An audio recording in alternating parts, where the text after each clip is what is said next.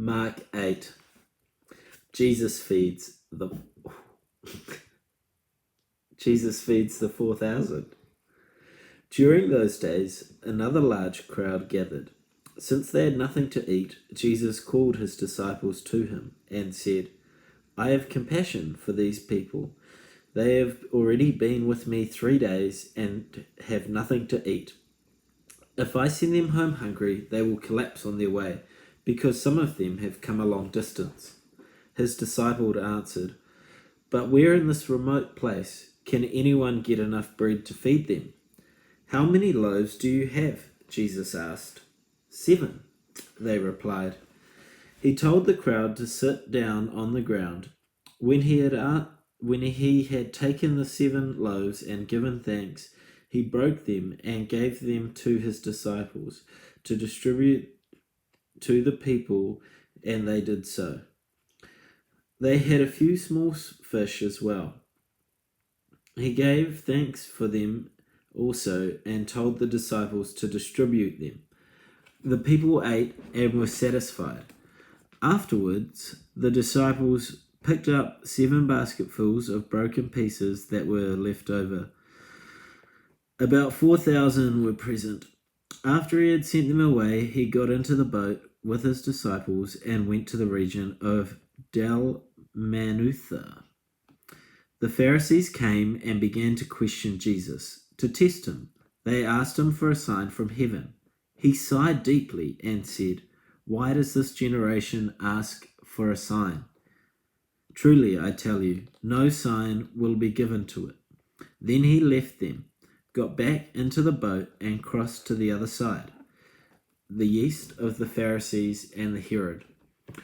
The disciples had forgotten to bring bread, except for 1 loaf they had with them in the boat.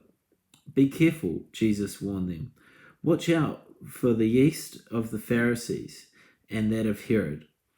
They discussed this with one another and said, It is because we have no bread. Aware of their discussion, Jesus asked them, Why are you talking about having no bread? Do you still not see or understand? Are your hearts hardened?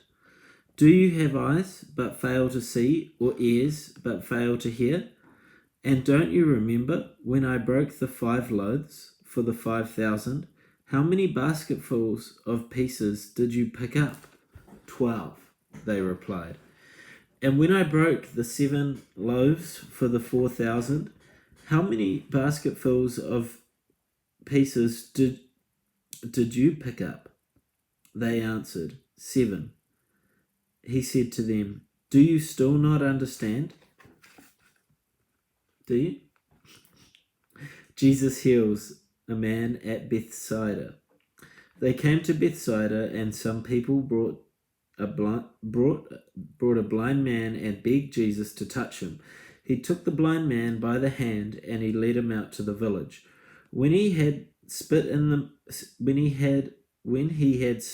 the man's eyes and put his hands on him, Jesus asked, Do you see anything? He looked up and said, I see people.